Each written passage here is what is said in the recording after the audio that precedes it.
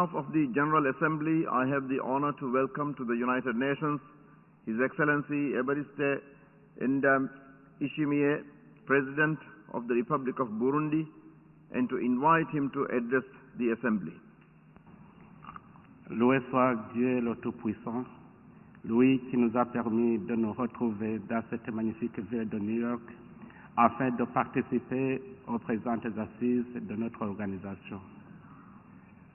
Excellence, Monsieur le Président de la 76e session de l'Assemblée générale, Majesté, Excellences, Mesdames, Messieurs les chefs d'État et de gouvernement, Monsieur le Secrétaire général des Nations Unies, Excellences, Mesdames, Messieurs les ministres, chefs de délégation, distingués délégués, Mesdames, Messieurs, tout protocole observé.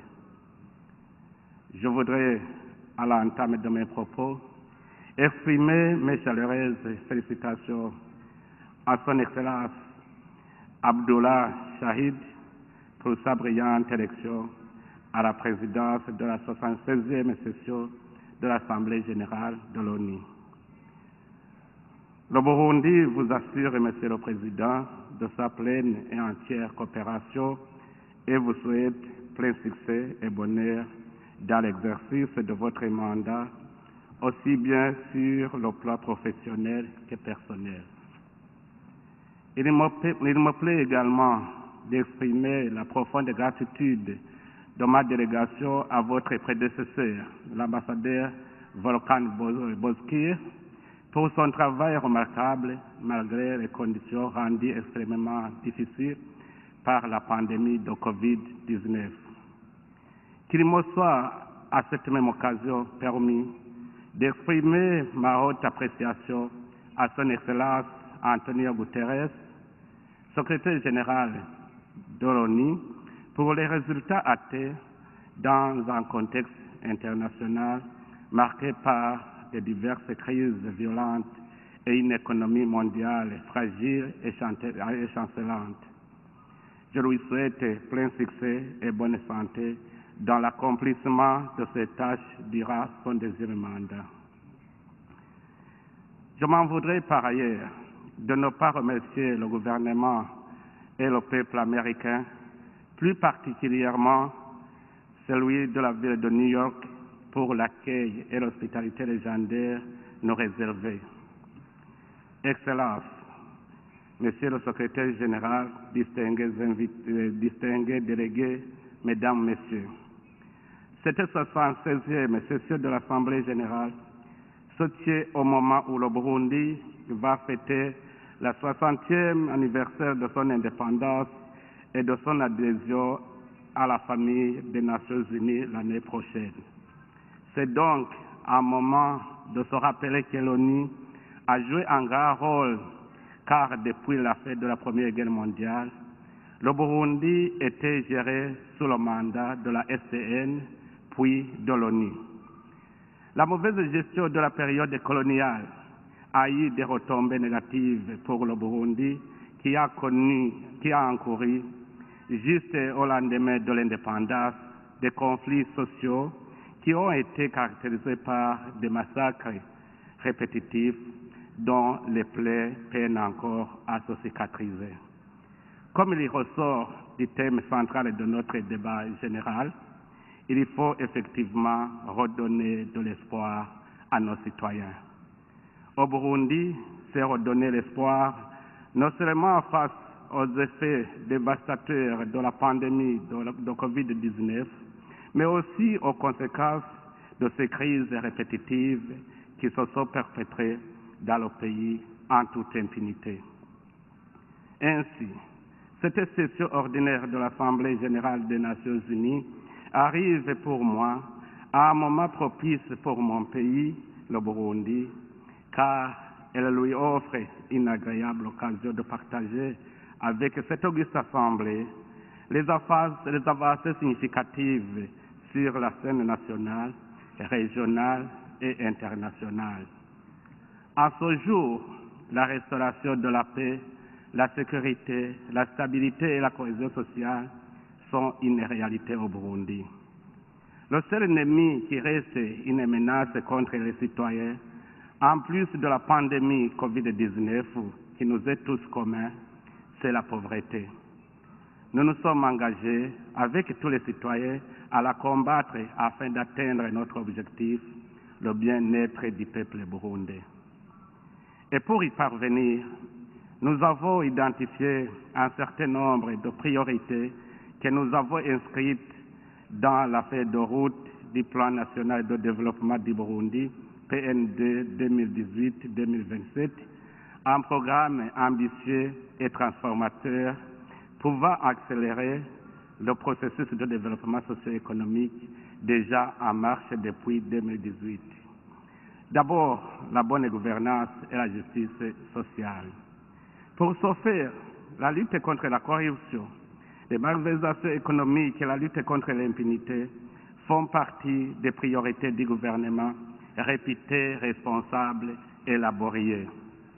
Pour ce qui est effectivement de la lutte contre l'impunité et la prévention des conflits sociaux, le Burundi a mis en avant les mécanismes de justice de proximité afin de permettre à tous les Burundais d'avoir un accès rapide et égal à la justice équitable. Aussi, des efforts ont été consentis pour rendre réelle l'indépendance et l'impartialité de la magistrature en rendant opérationnel le Conseil supérieur de la magistrature. Il est ici de souligner ici que dans le cadre de gérer les vices violents du passé, le gouvernement du Burundi est en train de gérer à bon escient le processus de justice transitionnelle pour toutes les victimes du Burundi. Dans le cadre de la gestion sécuritaire, nous tenons à souligner la question du terrorisme. Sur ce sujet, Monsieur le Président, il est indéniable que des succès ont été enregistrés. Toutefois, il faut en même temps et humblement reconnaître que nous sommes loin d'avoir développé une stratégie commune, adéquate et efficace pour annihiler ce fléau. Sur le plan stratégique, étant entendu que le terrorisme n'a pas de justification, je reste convaincu qu'au-delà de l'action militaire nécessaire, la lutte efficace contre le terrorisme suppose une lutte contre la radicalisation qui a pour terreau l'ignorance, la pauvreté, le chômage de jeunes et l'inalphabétisme. L'ONU devrait entreprendre donc des actions de lutte contre la pauvreté et prendre des sanctions sévères contre ces groupes et tous ceux qui les soutiennent. De notre côté, nous sommes préoccupés par la prolifération du terrorisme dans la sous-région, dont les responsables tels que l'ADF, Red Tabara, ayant la base dans la région de l'Est de la République démocratique du Congo, qui recrutent de jeunes chômeurs et qui tuent aveuglément des paisibles et innocents citoyens. Je reste convaincu que ces groupes constituent une menace non seulement pour notre région, mais pour l'humanité tout entière. Nous devons à cet égard unir nos forces pour lutter contre le terrorisme sous toutes ses formes et manifestations. Et nous estimons que ce combat doit se poursuivre avec plus de détermination et de solidarité. C'est dans ce contexte que depuis 2007, mon pays, le Burundi, a mis à la disposition de l'Organisation des Nations Unies et de l'Union africaine des contingents militaires et policiers pour contribuer au rétablissement et au maintien de la sécurité et de la paix dans certains pays qui en ont besoin, comme la Somalie et la République centrafricaine. S'agissant des questions des droits de l'homme, le Burundi croit fermement que les droits de l'homme doivent être protégés par des mécanismes clairs et bonne gouvernance, de sécurité et de justice équitable. Dans le cadre du suivi de l'état de mise en œuvre des principes de protection des droits de l'homme, la communauté internationale devrait adhérer aux principes fondamentaux d'universalité, de transparence, d'impartialité, de non-sélectivité, de non-politisation et d'objectivité, ainsi que le rejet de la pratique de deux poids, deux mesures en la matière. À cet égard, le Burundi estime que la meilleure voie de promouvoir et protéger les droits humains doit passer par la coopération, le dialogue, l'assistance technique et le renforcement des capacités des mécanismes nationaux œuvrant dans le domaine des droits de l'homme. Nous saisissons cette occasion pour demander à certains partenaires, notamment au sein du Conseil des droits de l'homme des Nations Unies, de faire une lecture juste et responsable des efforts du Burundi que le Burundi déploie aux côtés d'autres nations et les apprécier à leur juste valeur. Toute tendance de singulariser le Burundi à lui collant des mécanismes spéciaux en matière de droits de l'homme est tout simplement contre-productive. Comme vous le savez, le Burundi dispose de mécanismes nationaux à même de défendre, promouvoir et protéger les droits de l'homme.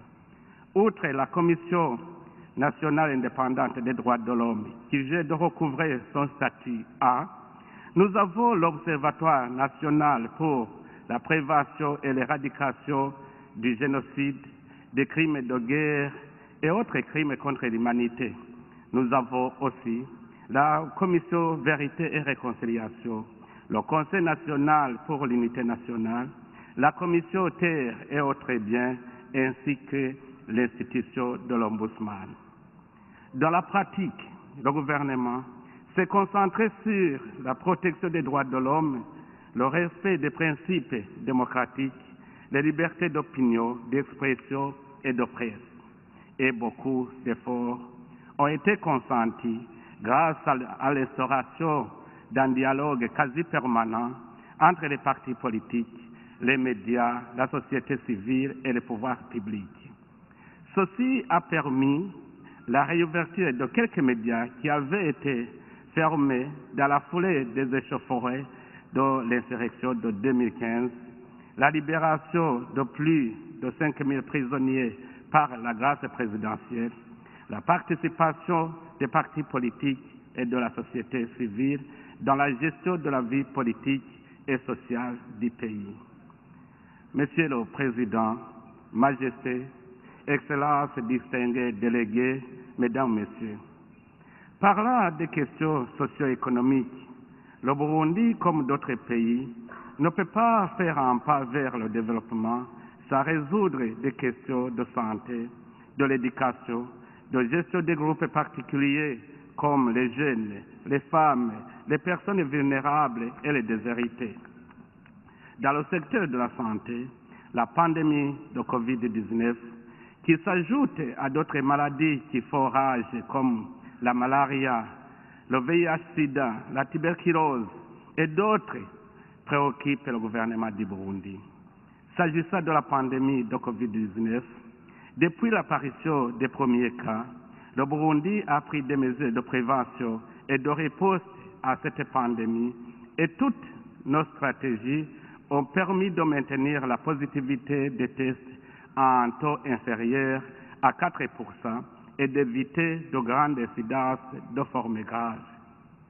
Cependant, la complexité du virus interpelle toutes les nations du monde à plus de recherche et d'ingéniosité pour trouver une solution solide, collective, durable, voire définitive à cette pandémie qui perturbe l'humanité tout entière. Dans le même ordre, le Burundi fait appel aussi à la solidarité internationale pour secourir nos citoyens des autres maladies qui entravent leur action pour le développement économique. Dans ce cadre, le gouvernement du Burundi met en œuvre sa politique de gratuité de soins de santé pour les enfants de moins de 5 ans et les femmes qui accouchent dans les structures sanitaires publiques. En plus, nous nous sommes engagés à doter à chaque commune d'au moins un hôpital pour assurer des soins de proximité à toute la population burundaise. De ce développement socio-économique, effectivement, la priorité est d'abord la sécurité alimentaire. Notre pari est que chaque bouche ait à manger et chaque citoyen ait des revenus lui permettant de subvenir aux autres besoins de base. C'est ainsi que l'État du Burundi s'est engagé à soutenir les coopératives locales en ligne de combat contre la pauvreté sur toutes les collines du pays. Et cette politique a fait du Burundi un des rares pays qui n'importe pas les denrées alimentaires. Notre priorité s'oriente vers l'éducation. L'éducation pour tous est inscrite dans l'agenda des Nations Unies et mon pays en trouve une condition sine qua non du programme de développement durable. Nous avons d'abord assuré la gratuité de l'enseignement fondamental pour permettre à chaque enfant d'aller à l'école, quelle que soit sa situation sociale. C'est dans ce même ordre que nous avons décidé d'installer une infrastructure scolaire à chaque colline de recensement et des centres d'enseignement des métiers. Nous nous attelons maintenant à réformer le système éducatif pour en faire un enseignement technique et professionnel, ce qui permettra de créer une jeunesse techniquement capable d'être polyvalente dans l'exercice des activités économiques dans tous les secteurs. Quant à la protection sociale, il s'agit de la mise en jeu des questions de l'employabilité des jeunes et des femmes et l'amélioration des conditions de vie des personnes en situation de vulnérabilité. Pour ce faire, tout en incitant les jeunes à faire preuve d'imagination pour initier des projets de développement, le Burundi a lancé un vaste programme d'autonomisation économique et d'emploi des jeunes, en plus de la création de la banque d'investissement pour les jeunes et la banque d'investissement pour les femmes. En outre, en vue d'atteindre ces objectifs en rapport avec la création d'emplois et le développement, l'État du Burundi, via le fonds d'impulsion, de garantie et d'accompagnement, offre une partie des garanties aux projets rentables initiés et gérés par les jeunes et les femmes. En plus de ces axes cités, le Burundi met également l'importance sur le rapatriement des réfugiés et la prise en charge des retraités. Grâce à la paix et la sécurité retrouvées, les réfugiés burundais, y compris les acteurs politiques, rentrent massivement et sont accueillis avec amour et dignité. De juillet 2020 à nos jours, plus de 75 000 réfugiés sont rentrés volontairement, ajoutés à plus de 50 000 qui rentrent sans passer par les organisations spécialisées de l'ONU. Quant aux retraités, l'objectif principal est la prise en charge des personnes âgées en général, en assurant leurs soins médicaux et en améliorant leurs pensions. Pour redonner l'espoir à tous les citoyens dans l'ensemble, le gouvernement a lancé cette année un programme national de capitalisation de la paix, stabilité sociale et de la promotion de la croissance économique. Ce programme, je le crois, va bénéficier de l'appui de tous les partenaires au développement du Burundi pour booster le développement socio-économique, capitaliser la paix et assurer aux citoyens en Burundi d'espoir après de longues périodes de conflit. Un autre axe qui interpelle nos efforts dans le développement durable, auquel le Burundi attache une grande importance, est la protection de l'environnement, avec son adhésion à une vingtaine de conventions internationales y relatives. Dans ce contexte, le Burundi met tout en œuvre pour mobiliser les moyens de financement des projets liés à la biodiversité, à la dépollution des eaux, à la protection des sols, à la protection de la couche d'ozone et des polluants organiques, à travers notamment son projet ambitieux, Ewe Burundi Urambaye, qui signifie le Burundi couvert dans sa totalité. Monsieur le Président, Excellences, distingués délégués, Mesdames, Messieurs, sur le plan diplomatique et de coopération, le Burundi s'est engagé à normaliser et à promouvoir ses relations d'amitié et de coopération avec ses partenaires bilatéraux et multilatéraux et à retrouver la place qui lui revient dans le concert des nations. À ce sujet, mon pays salue encore une fois la décision historique du Conseil de sécurité des Nations Unies et du Conseil de paix et de sécurité de l'Union africaine de retirer le Burundi de leur agenda politique en guise de reconnaissance du retour de la paix, la sécurité et la stabilité durable dans le pays. De même, le Burundi se félicite des progrès déjà atteints dans le processus de normalisation de ses relations d'amitié et de coopération avec l'Union européenne et ses États membres à travers un dialogue politique mené dans un esprit constructif et respectueux entre les deux parties. Au niveau continental, notre pays se réjouit d'avoir ratifié l'accord portant création de la zone de libre-échange continentale africaine, dont l'objectif ultime est d'intégrer à terme l'ensemble de 55 États de l'Union africaine au sein d'un même bloc de libre-échange. Tout cela pour répondre aux aspirations énoncées dans l'agenda 2063 visant à créer un marché continental avec la libre circulation des personnes, des biens et services qui sont essentiels pour le renforcement de l'intégration économique. Pour cela, le Burundi, avec la Tanzanie et la République démocratique du Congo, nous sommes sur une meilleure voie en initiant un projet de chemin de fer qui va relier le port de Dar es Salaam au Burundi et à l'est de la République démocratique du Congo. Avant de terminer mon propos, Monsieur le Président, sur le plan institutionnel, le Burundi soutient l'action concertée du secrétaire général de l'ONU pour promouvoir la réforme des Nations Unies afin de revitaliser cette organisation commune et la rendre plus efficace, plus efficiente, plus redevable et plus proche des populations du monde. Et nous accueillons avec enthousiasme ce rapport sur l'agenda commun qu'il considère comme le point de départ de nos efforts conjoints. Dans ce cadre, étant le seul continent non représenté dans le groupe des membres permanents du Conseil de sécurité et sous-représenté dans la catégorie des membres non permanents, l'Afrique continue de subir l'injustice historique d'exclusion dans cet organe extrêmement important pour nous tous. Pour conclure, Monsieur le Président, l'État du Burundi réitère son ferme attachement aux principes et valeurs véhiculés par la Charte des Nations Unies, telles que l'égalité souveraine des États, l'intégrité territoriale, la non-agression, l'indépendance politique, le règlement des différends par les moyens pacifiques.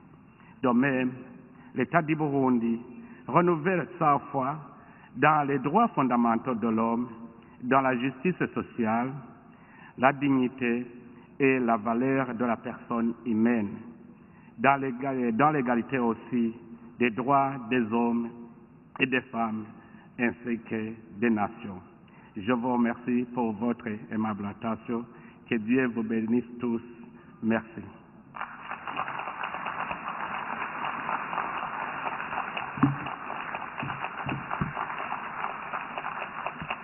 On behalf of the General Assembly, I wish to thank the President of the Republic of Burundi for the statement just made, and I request protocol to escort His Excellency.